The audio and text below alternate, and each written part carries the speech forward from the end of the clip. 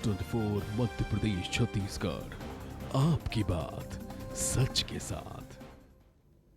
बहुत स्वागत है आप सभी का। आप देख रहे हैं न्यूज़ 24 मध्य प्रदेश छत्तीसगढ़। मैं हूं आपके साथ जया मिश्रा। मध्य प्रदेश में कल से अनलॉक की प्रक्रिया शुरू हो चुकी है और ऐसे में अलग अलग सेक्टर में कैसे अब डेवलपमेंट का काम होगा, कैसे सरकार का आगे के लिए प्लान है, ये जानने के लिए और बताने के लिए इस वक्त हमारे साथ पीडब्ल्यूडी मंत्री गोपाल भार्गव जी सीधे जुड़ रहे हैं लाइव। गोपाल भार्गव जी, बहुत स्वागत है आपका न्यूज़ 24 मध्य प्रदेश छत्तीसगढ़ पर। नमस्कार। गोपाल भार्गव जी, सबसे पहला सवाल आपसे होगा आपके सेक्टर को लेकर, क्योंकि कल से अनलॉक की प्रक्रिया शुरू हो चुकी है प्रदेश में और ऐसे में मध्य प्रदेश में पीडब्ल्यूडी सेक्टर में कैसे अब आगे के लिए काम होगा, डेवलपमेंट के लिए क्या आप लोगों का प्लान है? मेगा प्लान है मध्य प्रदेश के, खासतौर से पीडब्ल्यूडी के अधीन जो भी काम आते हैं जी, चाहे ब्रिज हो, चाहे बिल्डिंग वर्क हो, चाहे रोड वर्क हो और मिसलेनियस प्रकार के विविध प्रकार के जो काम होते हैं, उसके लिए हमारा बहु प्रकार से महत्वाकांक्षी कार्यक्रम भारत सरकार से सहायता प्राप्त जो भी हमें CRF है, NHAI है, NH है या फिर अन्य प्रकार से खासतौर से रेलवे ओवरब्रिज के लिए जो भी मैचिंग ग्रांट मिलती है, इसके लिए प्रपोजल गए हैं, कुछ स्वीकृतियां आ गई है। NH के लिए हमें अच्छी हैंडसम अमाउंट का है और हमारे केंद्रीय भूतल परिवहन मंत्री गडकरी जी ने स्वीकृति आदेश भेजा। तो मैं मान के चलता हूं कि अभी जो लंबे समय से कोविड के कारण से हमारा काम प्रभावित हुआ था, इसको हम आगे आने वाले वित्तीय वर्ष में जी, तो हम सभी को इस प्रकार से हम ये मेकअप कर लेंगे और हम इसको जल्दी से जल्दी रास्ते पर ले आके और हम एक नई भारत देखने में सक्षम हो जाए। जी भार्गव जी, अब शहरी क्षेत्र और ग्रामीण क्षेत्रों को लेकर मैं आपसे आपका प्लान समझना चाहूंगी। ग्रामीण क्षेत्रों को खोलने के लिए क्या कोई अलग प्लान होगा या फिर शहरी क्षेत्रों के डेवलपमेंट के लिए कोई आपके सेक्टर से अलग प्लान है क्या? नहीं, देखिए, दो विषय है, एक तो अनलॉक होने का, दूसरा डेवलपमेंट का। जी जी, तो ग्रामीण क्षेत्र तो हमारे यहाँ वैसे भी अघोषित रूप से अनलॉक ही रहता है। ग्रामीण क्षेत्रों में बहुत ज्यादा बंधन नहीं होते, सिर्फ इतना ही होता है कि ग्रामीण क्षेत्र में यदि कोई इन्फेक्टेड हो तो हम उसे क्वारंटाइन कर सके या फिर उसके लिए हम जरूरत पड़ी तो हम यहाँ पे लाके जो भी हमारे CHC हैं, जो कोविड केयर सेंटर्स हैं, इन कोविड केयर सेंटर्स में लाके हम उनको रखते हैं और ज्यादा सीरियस होते हैं तो फिर मेडिकल कॉलेज या डिस्ट्रिक्ट हॉस्पिटल उनके लिए रेफर करते हैं या फिर यदि वो प्राइवेट हॉस्पिटल में जाना चाहें तो वहां जाते हैं। तो रूरल एरिया की तो ये व्यवस्था है, खासतौर से कोविड के मामले में। जहां तक शहरों के डेवलपमेंट के मामले में है तो हमारे यहाँ 7 शहरों में इस समय प्रधानमंत्री के द्वारा स्वीकृत राज्य सरकार के द्वारा इसमें मैचिंग ग्रांट दी जाती है। हमारी जो स्मार्ट सिटी की योजनाएं चल रही है, भोपाल, इंदौर, ग्वालियर, जौनपुर, सागर, इनमें चल रही है। काफी प्रगति हुई है, शहरों का स्वरूप भी बदला है, शहर खूबसूरत हुए हैं, व्यवस्थित हुए हैं। ये हालांकि अर्बन डेवलपमेंट डिपार्टमेंट के अंतर्गत है, लेकिन पीडब्ल्यूडी का भी उसमें एक पार्ट होता है। बहुत बड़ी लंबाई की सड़कें शहरों में भोपाल, इंदौर वगैरह पीडब्ल्यूडी के हैं, तो फ्लाईओवर बनाने का काम और सड़कों के मेंटेनेंस का काम, ये काम पीडब्ल्यूडी वहां पर करती है जी। तो इस साल भोपाल में, इंदौर में नए फ्लाईओवर प्रस्तावित हैं, जिनके भूमि पूजन भी हो चुके हैं, टेंडर भी हो चुके हैं और अब काम शुरू होने वाले हैं। जैसे ही अब ये अगले महीने से सारी प्रक्रिया पूरी हो जाएगी तो हमारे काम भी तो शुरू हो जाएंगे। एक समय सीमा में 1.5 से 2 वर्ष के बीच में जी अच्छे फ्लाईओवर बनाने का काम बड़े शहरों में पूरा हो जाएगा। जी, कोरोना की वजह से प्रदेश की स्थिति अगर आर्थिक तौर पर मैं कहूं तो जरूर नीचे की तरफ गई है और ये हर सेक्टर में ये परेशानी आई होगी, लाजमी है, क्योंकि जनता के हित में काम हो, ये सबसे पहली प्राथमिकता आप लोगों की थी। अब मैं आपसे जानना चाहूंगी कि एक हफ्ते पहले केंद्र की तरफ से भी आपके सेक्टर में तोहफा दिया गया है, तो क्या क्या काम और बजट क्या है केंद्र की तरफ से जो आपके सेक्टर में केंद्र ने दिया है तोहफा? देखिए, दो बातें हैं। एक, पहला जो आपने कहा कि रेवेन्यू में कमी आती है, तो बात सही है कि अभी जो इस महीने की जीएसटी है और जीएसटी का कलेक्शन कम हुआ है, बात सही है। लेकिन मुझे जानकारी मिली है कि पेट्रोल डीजल से हमने उसकी भरपाई कर ली है। कुल मिला के पेट्रोल डीजल में उतना फॉल नहीं आया है जितना कि जीएसटी में फॉल आया है। तो मैं मान के चलता हूं कि जैसे किसी का मकान बनना है, कोई भी काम होना है, तो यदि 1 या 2 महीने रुक जाता है, लेकिन उसके बाद में उस काम में तीसरे महीने तेजी आ जाती है, क्योंकि कोई आदमी अधूरा बना हुआ मकान नहीं छोड़ता। तो आप निश्चित रूप से देखेंगे कि अगले महीने की जो जीएसटी है वो बढ़ के आएगी, क्योंकि जब जनजीवन सामान्य हो जाएगा और सारे काम शुरू हो जाएंगे, तो मेरा निश्चित रूप से मत है, तो सभी का ये मत होगा कि हम अपने जो रास्ता है, हम अपना जो मुख्य कार्य है, उससे हम उसी की पटरी पे गाड़ी आ जाएगी। कहने का अर्थ है कि हमारी गाड़ी जो है पटरी पे आ जाएगी। और ये जो 2 महीने की जो एक प्रकार से मैं कहूँ कि निश्चित रूप से एक बहुत ही भयावह और बहुत ही कष्टकारी जीवन जो लोगों को जीने के लिए मजबूर होना पड़ा है, उससे भी मुक्ति मिलेगी। ये सारी बातें हैं जी। अब मैं आपसे समझना चाहूंगी कि एक मंत्री के तौर पर कितनी बड़ी चुनौती रही है इस समय में, क्योंकि आपको अपने सेक्टर के डेवलपमेंट पर भी ध्यान देना है, आपको अपने जिले के लोगों को भी संभालना है कि उन्हें ऑक्सीजन की कमी ना हो, बेड की कमी ना हो, अस्पतालों की कमी ना हो, राशन की सुविधा उन्हें मिलती रहे। तो इन तमाम मुद्दों पर कैसे आपने काम किया और कितनी बड़ी चुनौती रही एक मंत्री के तौर पर?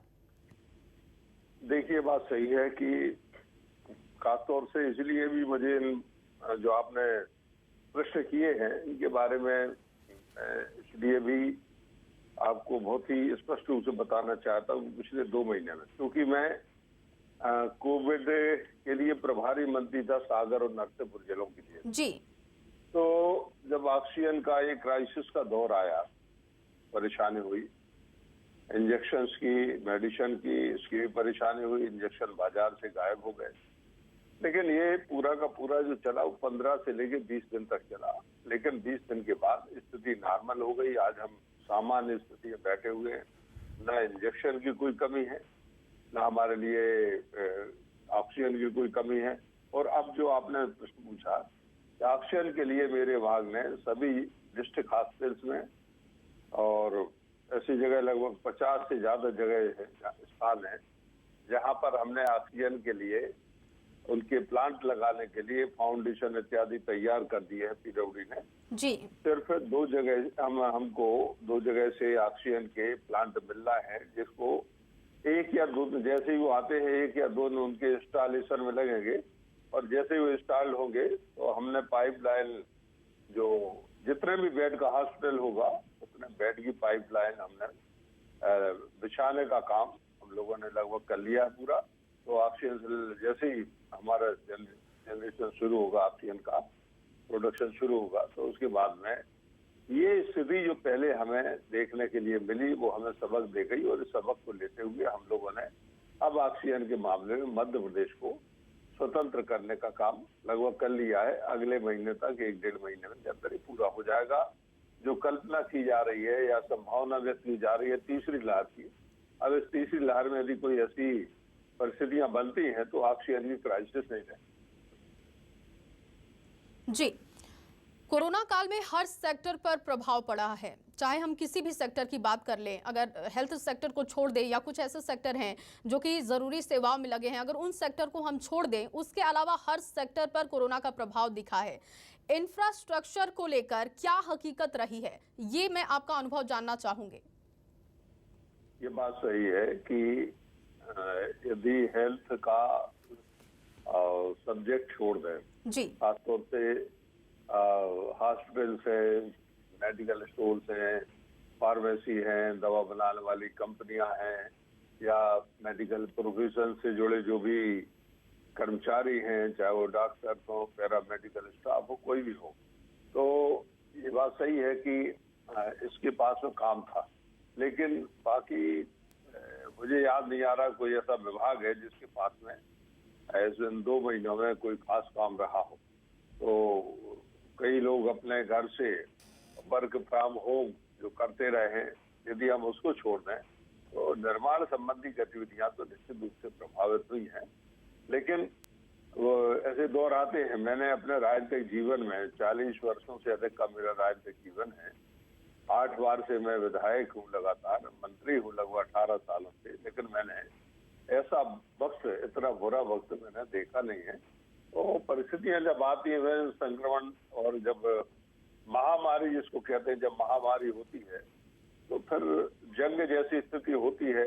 जैसा जंग में अर्थव्यवस्था प्रभावित होती है, देश तहस नहस हो जाता है, लगभग वैसी स्थिति अभी बनी है। लेकिन अब भारत इतना सेल्फ डिपेंड हो गया है अनेकों विषयों में, हमारा राज्य भी अनेकों विषयों में, अनेकों चीजों में सेल्फ डिपेंड हो गया है कि अब हमें चिंता करने की आवश्यकता नहीं है। हम जल्दी उठ के खड़े हो रहे हैं। बच्चों के लिए कोविड केयर सेंटर भी आप लोगों ने प्लान किया और उसमें आपके बेटे का भी सहयोग रहा, उसकी देखरेख वो करते हैं।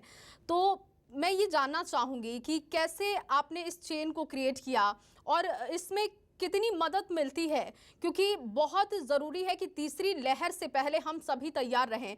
हालांकि उम्मीद करते हैं कि तीसरी लहर ना आए, लेकिन बच्चों के लिए खतरनाक साबित हो सकता है और ये आपकी पहल काफ़ी रंग लेकर आई है, लोगों ने इसकी बहुत सराहना की है। ये बात आपने सही कही कि थर्ड वेव जो संभावित है, पूरा देश और दुनिया इससे आशंकित है। अनेकों देशों में अभी मैं अखबार देखता हूँ, पढ़ता हूँ, टेलीविजन पे भी देखता हूँ, अन्य समाचार माध्यमों से भी जानकारी मिलती है कि थर्ड वेव भी आ सकती है यदि हम सावधान नहीं रहे, या फिर अन्य कोई वजह हो सकती है।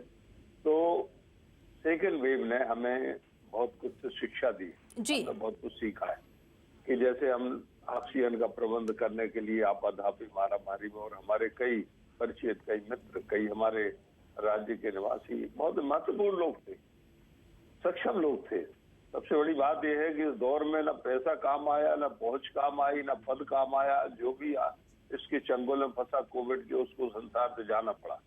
तो इस बात को दृष्टिगत रखते हुए कि हम लापरवाह नहीं रहे, बेखबर नहीं रहे, असावधान नहीं रहे। ये थर्ड वेव जो है संभावित या आशंकित हम जिसके प्रति हैं, तो थर्ड वेव के लिए हम लोगों ने, मेरे गृहनगर गड़ाकोटा में जो मेरे विधानसभा क्षेत्र का नगर जी, इसमें भी, प्रदेश में भी हम लोगों ने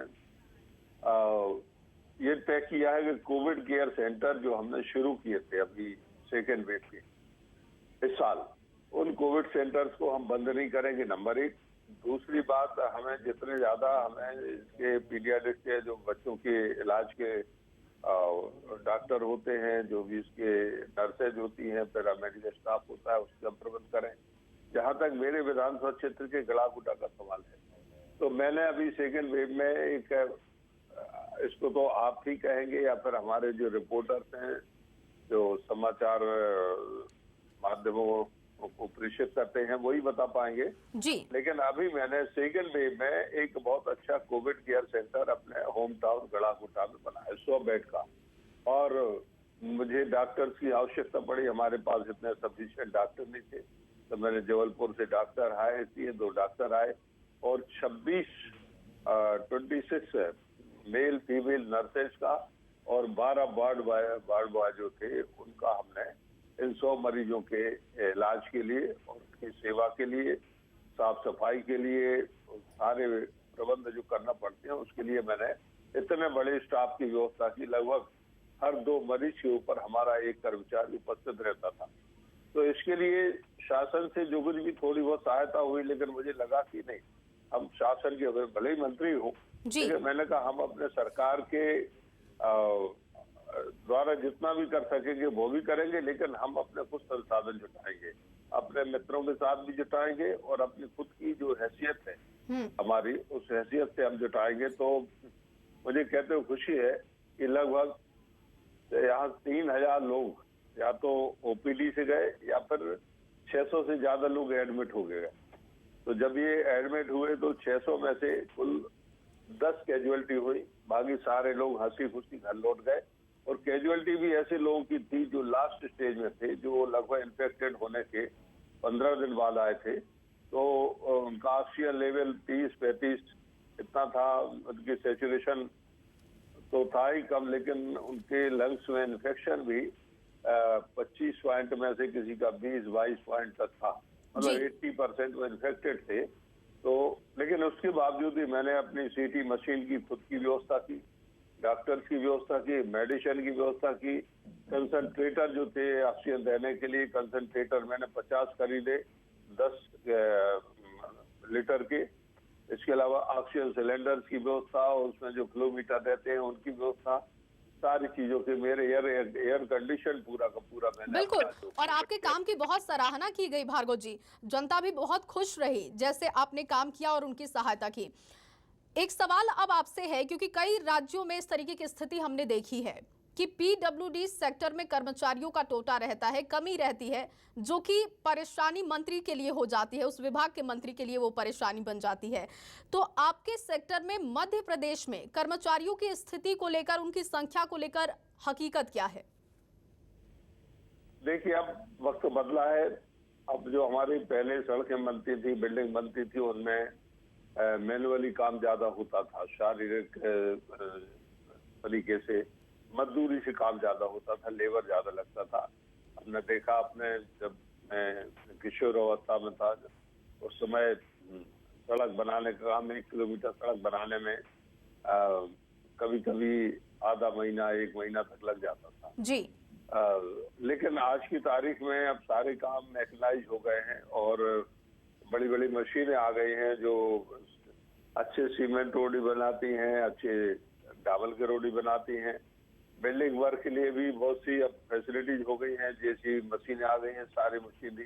तो ये बात सही है कि संख्या तो अब लेबर की उतनी नहीं रही है, रेगुलर लेबर की जो पहले होती थी, क्योंकि सारा काम अब मशीनों से होने लगा है और दुनिया आगे बढ़ गई है। अभी आपने खबर देखी होगी जी कि एक दिन के अंदर 20 किलोमीटर से ज्यादा सड़क बना दी गई। तो ये हम अब व्यक्तियों या मजदूरों के द्वारा ये काम नहीं कर सकते। तो ये सारा जो जी, ये वक्त का बदलाव है और हमें इसको स्वीकार करना पड़ेगा, बिल्कुल। यदि विकास तेजी के साथ करना है तो। और बदलते वक्त के साथ एक बात और भी समझ में आई कि अगर निजीकरण की प्रक्रिया में आप भाग लेते हैं, किसी भी सेक्टर में निजीकरण को आप बढ़ावा देते हैं, तो इससे आर्थिक मजबूती भी उस विभाग को मिलती है, उसकी स्थिति मजबूत होती है। तो मैं आपके सेक्टर में जानना चाहूंगी, निजीकरण की प्रक्रिया को लेकर क्या प्लान है? कोई ऐसा प्लान अब तक अगर रहा हो तो? देखिए, निजीकरण तो अब लगभग सारी दुनिया और हिंदुस्तान स्वीकार कर चुका है जी। हमारे यहाँ प्राइवेट पब्लिक पार्टनरशिप में जो हमारे यहाँ ये रोड डेवलपमेंट कॉर्पोरेशन जो है, आरडीसी, पीडब्ल्यूडी की हमारी एक शाखा है। ये मध्य प्रदेश में बहुत बड़ी पैमाने पे और बहुत बड़ी लंबाई की सड़कें बनाने का काम पिछले 10 वर्षों में हमारे आरडीसी ने किया है। मध्य प्रदेश कोई एक वक्त में अपनी सड़कों के लिए, जब पिछली सरकार थी हमारे दूसरी पार्टी की जी, तो बुरी सड़कों के लिए मध्य प्रदेश बदनाम हुआ करता था और मध्य प्रदेश की सड़कों के बारे में लोग मजाक किया करते थे।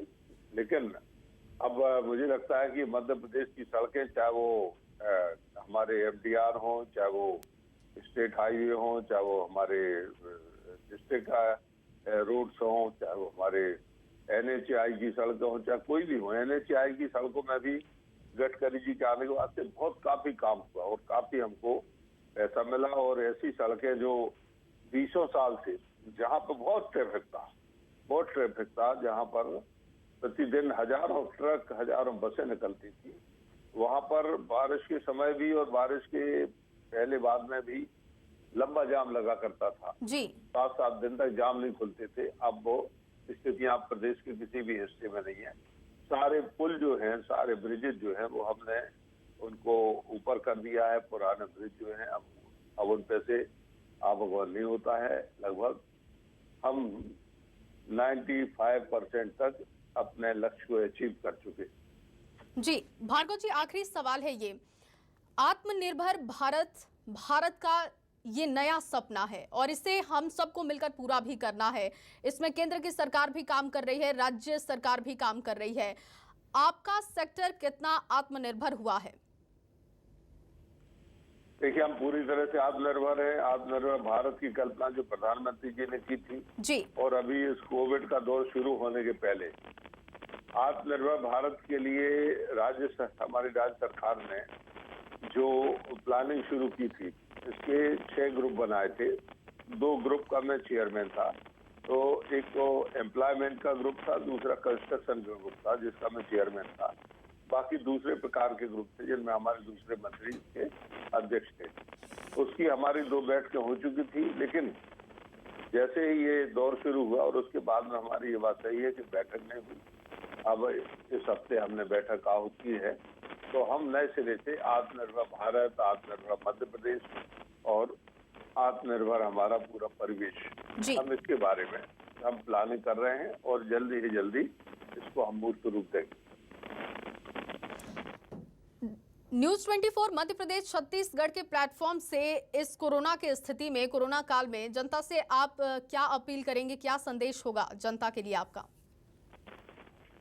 मैं सभी बंधुओं से यही कहना चाहता हूं, आपके दर्शकों से, आपके श्रोताओं से, कि जो भी प्रिकॉशंस हैं, जो भी हमें सावधानियां बरतना है, चाहे वो मास्क की हो, चाहे सैनिटाइजर की हो, चाहे सोशल डिस्टेंस की हो, या फिर अन्य प्रकार की जो भी सावधानियां सरकार की तरफ से, WHO की तरफ से या भारत सरकार के हेल्थ डिपार्टमेंट की तरफ से जो भी समय समय पे विज्ञप्तियों के द्वारा दी जाती हैं, जारी की जाती हैं, एक तो उनका पालन करें, सबसे ज्यादा जरूरी है, नंबर 1।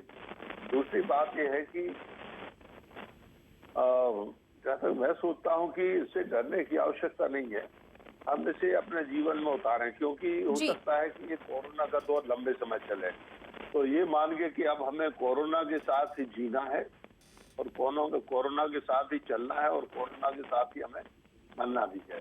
तो कोरोना के साथ हम जिए, व्यवस्थित तरीके से जिए, कोरोना से लड़ते हुए जिए, और तभी जी सकते हैं जब हम पूरी तरह से इन सावधानियों को बरतेंगे। तो मुझे लगता है ना ऑक्सीजन की जरूरत पड़ेगी, ना इंजेक्शन की जरूरत पड़ेगी और ना हमें हॉस्पिटल की जरूरत पड़ेगी, ना बेड की जरूरत पड़ेगी। तो ये सारी की सारी बातें जो हैं, यदि हमने अपने जीवन में अनुसरण कर ली, कोरोना कुछ नहीं, कोविड कुछ नहीं है।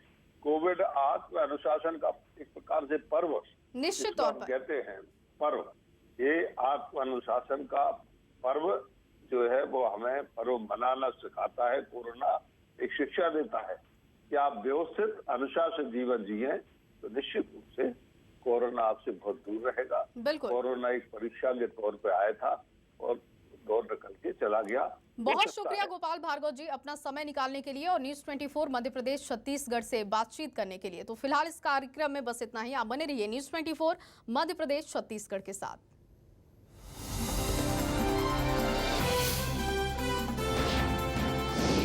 न्यूज 24 मध्य प्रदेश छत्तीसगढ़, आपकी बात सच के साथ।